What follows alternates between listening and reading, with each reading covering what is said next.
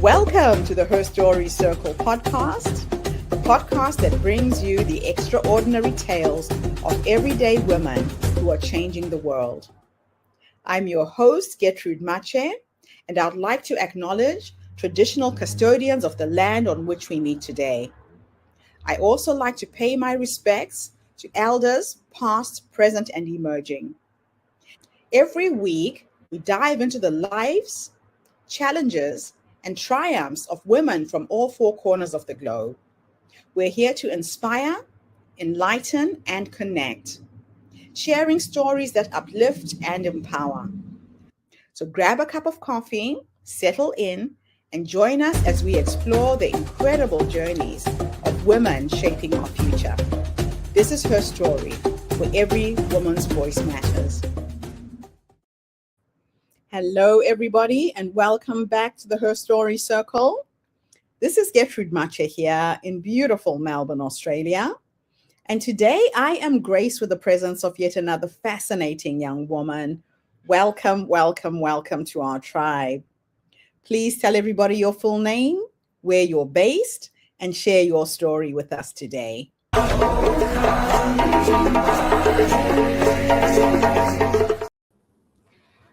My name is Allison Lepanto, and I'm based in Pittsburgh, North Carolina. And I'd like to share a little bit of my story with you guys today. A few years ago, a quiet afternoon in my dad's garage, I was holding myself up on his workbench, and I managed to whisper to my sister that I was sure that I was dying, and I couldn't remember my thoughts. I couldn't focus. I was exhausted, and I stood there and I waited for all of the things that verbally came out as disbelief. And my sister looked straight at me and she said, "I believe you. And I have somebody that I want you to talk to." The months previous, my world had been collapsing. I would drive to places that I had been 100 times and I couldn't remember how I got there. I would walk into a room and I couldn't remember why I was there. I couldn't focus. I was forgetting words when I needed to have an important conversation. My business was struggling. I went to the doctors. The labs all came back normal. I was told that I was stressed. I was told that I needed to eat better and maybe have a lifestyle change. And inside, every time a doctor or a professional was telling me that everything was okay, I became more terrified. Because in my head, I'm thinking, is this permanent? Am I actually losing my mind? And if I am I dying? And is there a way to find out what's wrong with me? Is anyone going to believe me? And is there a way through this? So I ended up discussing this with the doctor that my sister recommended. She ran some tests that I'd never heard of before, and the tests came back, and it was the first glimmer of hope for me. I remember sitting on the floor and just feeling the wood underneath my hands and thinking to myself, I'm not crazy. I'm not crazy. There is a reason I feel this way, and there is hope, and we can do something about it because we know what it is.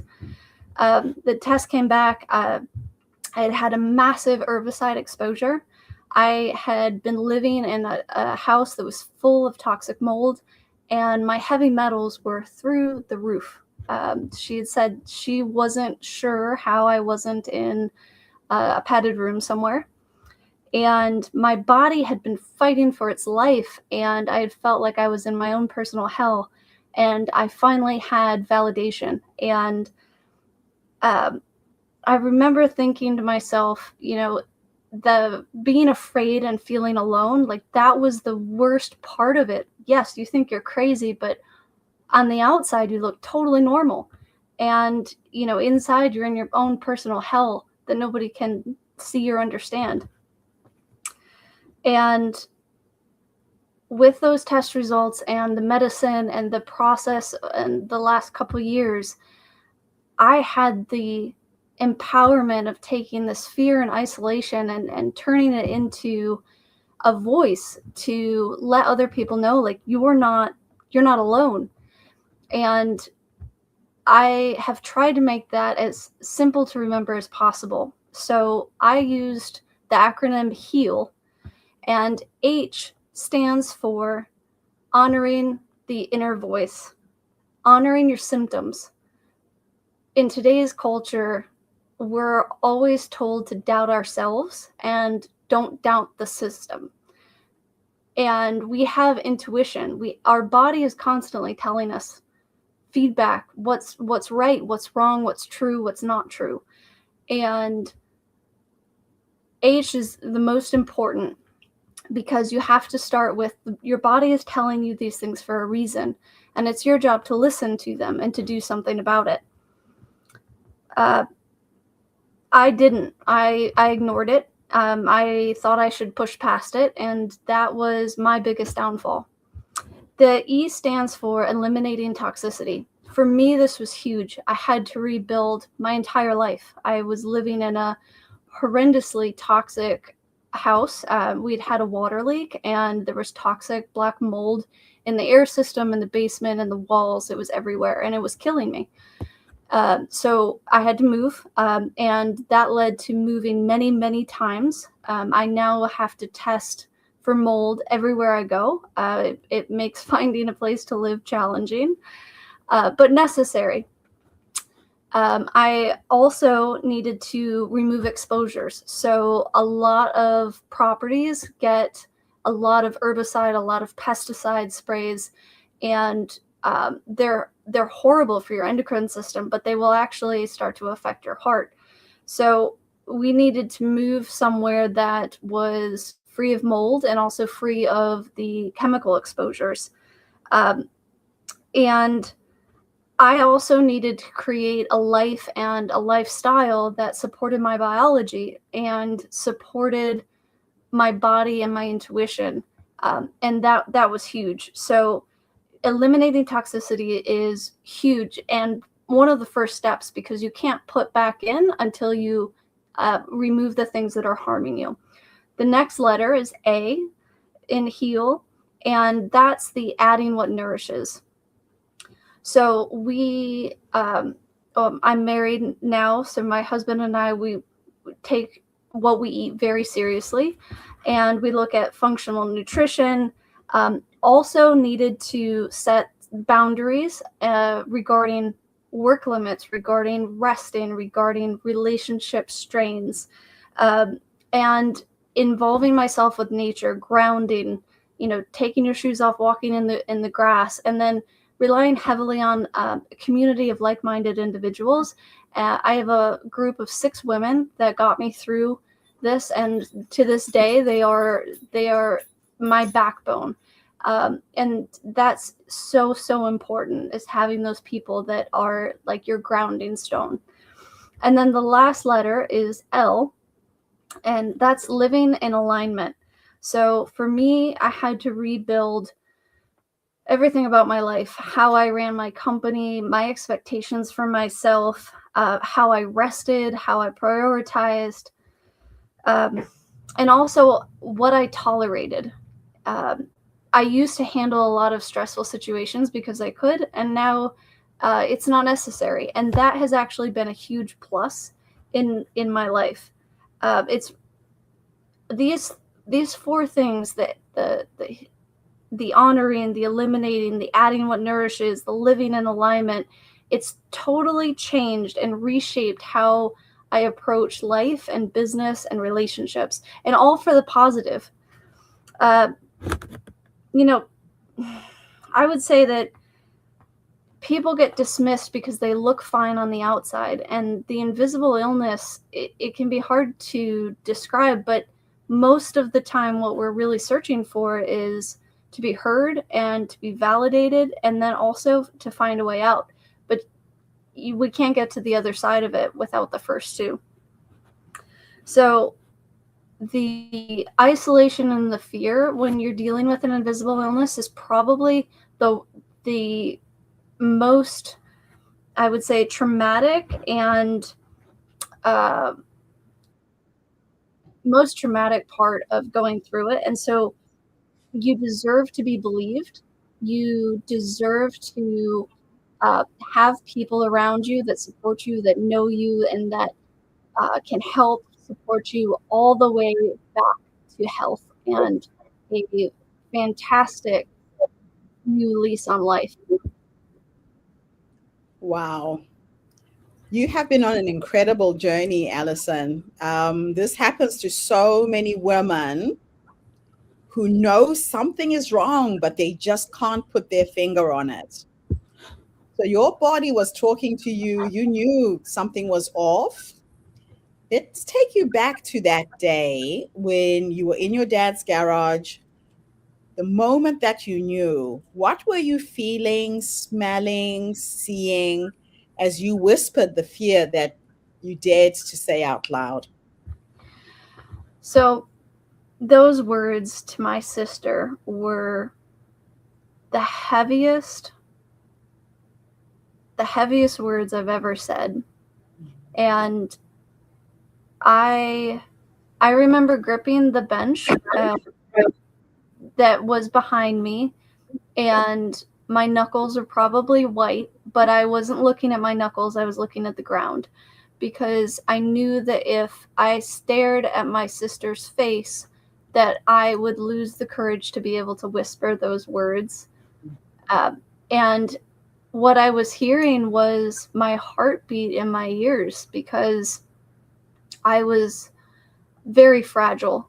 And I was at a point where if I had said these things and she had scoffed or turned and walked away or told me, "Oh, you're fine. It'll be fine. You've gone through some stuff. It'll be okay. You'll get."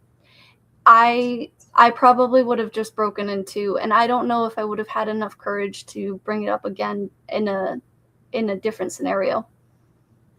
Wow. And you were so lucky that your sister got it. What was it that she said she had seen that made her believe you immediately without even questioning you? So I was not aware back then how bad my mental state was, meaning, so right now I'm speaking normally, my words follow each other, I can complete a thought. Back then my verbiage was more elementary. There was a lot of hesitation and there were long pauses, 10 to 20-second pauses where I could not find a word to speak. And if someone mentioned something to me, I would ask them about what they just said almost immediately after. I'm not aware of this. The mold was affecting my brain in a way that I didn't notice any of these things, but she did. And so when I brought this up, she believed me because she had seen there was this dramatic change in me, that I was not functioning well. Right. But because she knew you that well, she knew something was off. What We a had blessing. we had not seen each other in a couple years.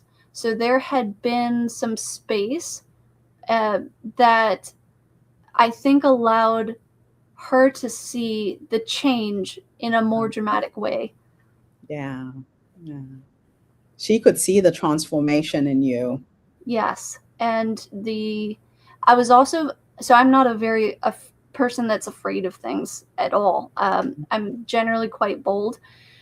I was scared. I was scared and timid of everything. And that was also a big personality shift for her, where she was like, why are these things bothering you now?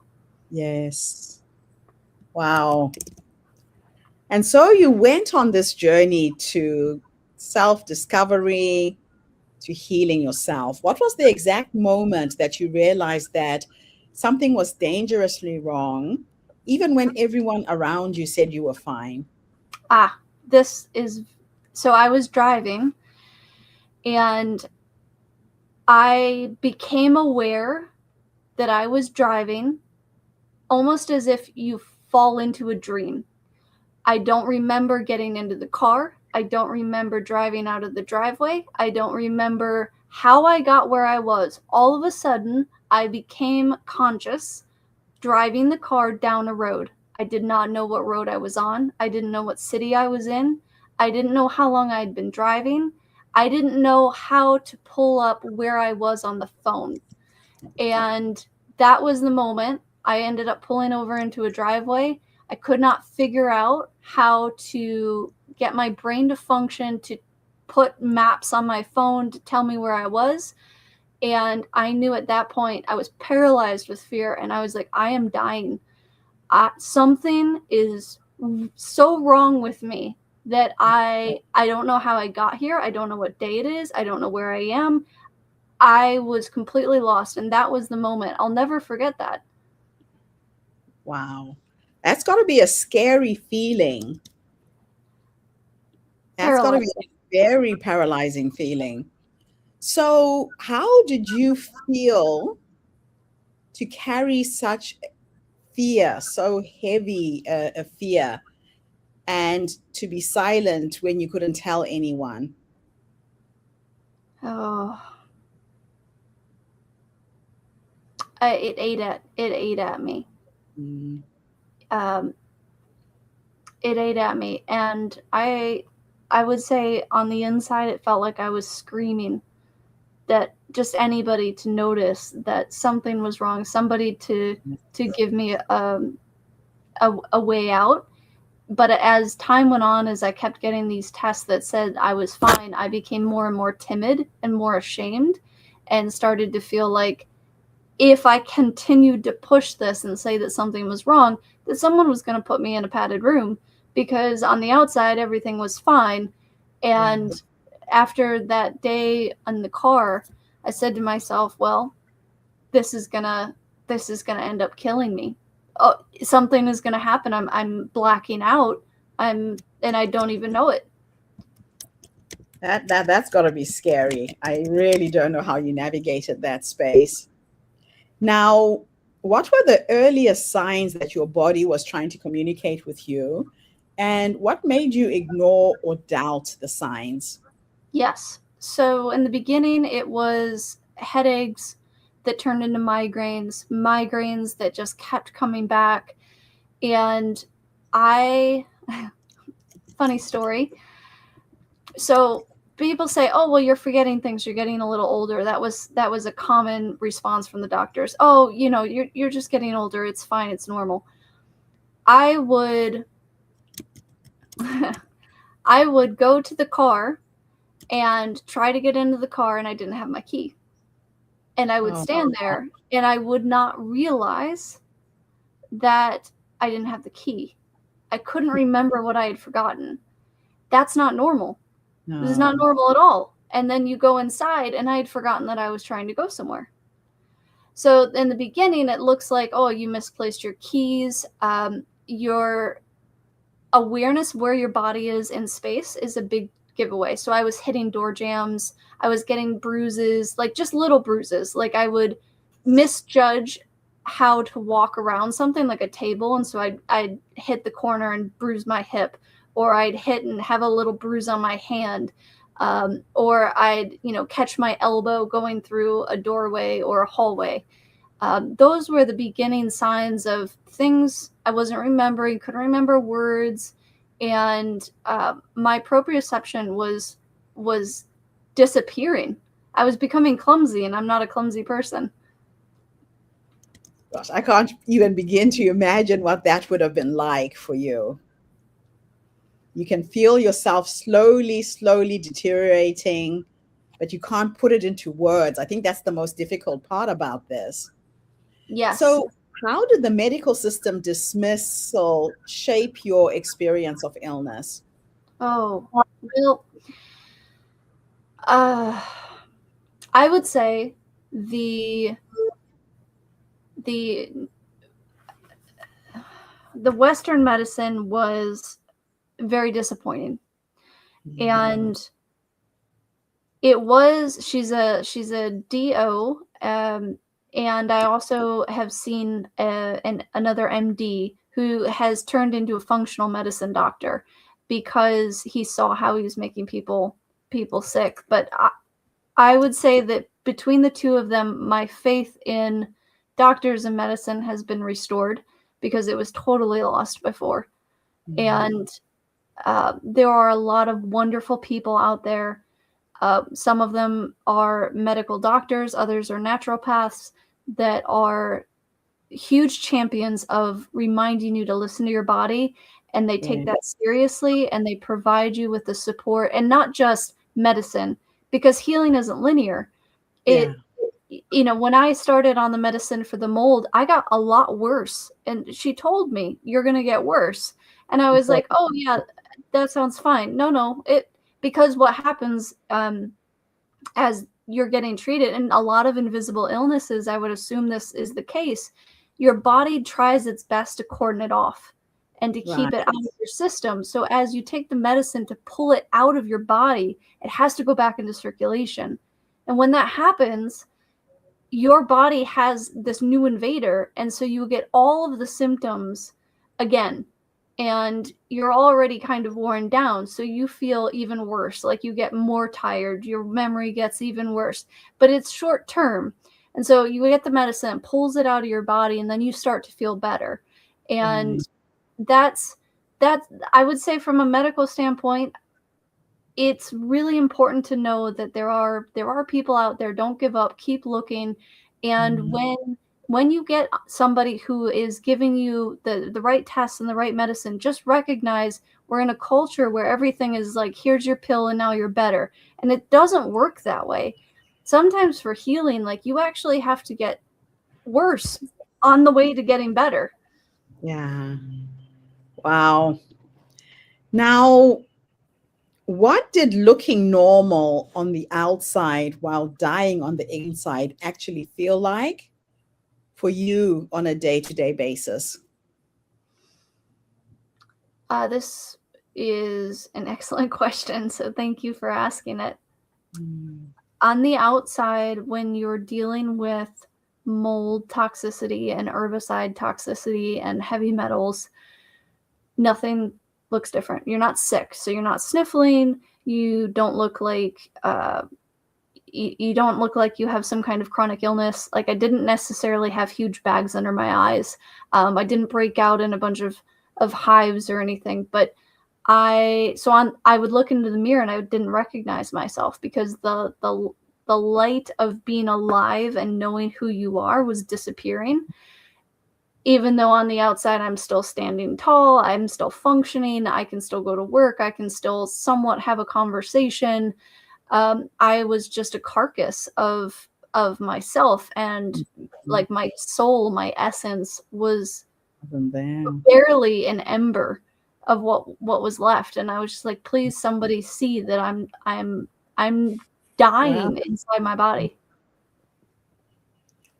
Oh my gosh. Now, you created the HEAL framework, and I know you mentioned it in the beginning. I think it's the biggest gift you're leaving our audience today. How did each step personally guide you on this path of healing? Let's go back to it again.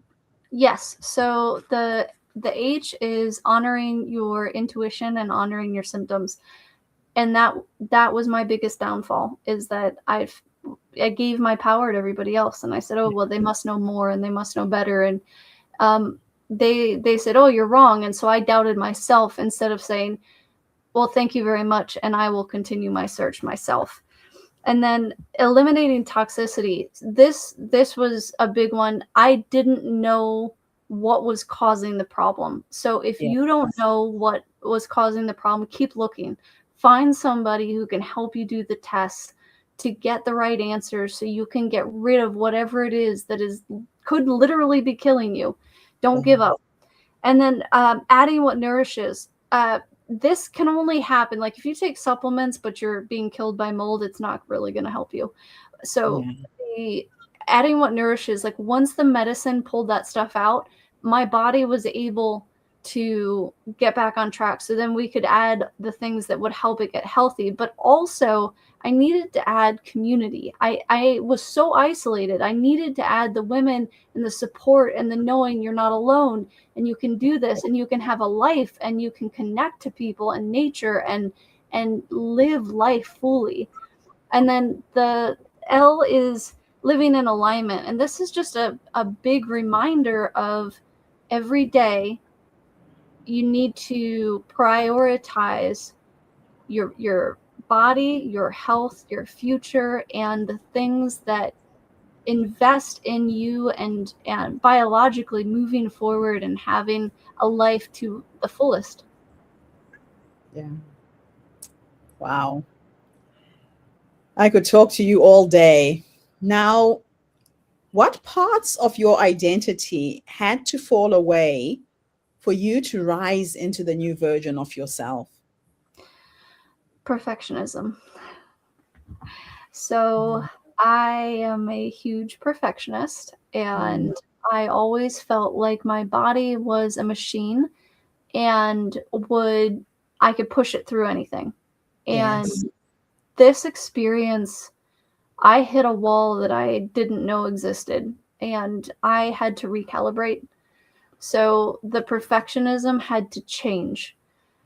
The intensity of the perfectionism went into honoring myself and honoring my body and honoring the healthy connections and habits instead of basically treating myself like I was a, a third-rate worker.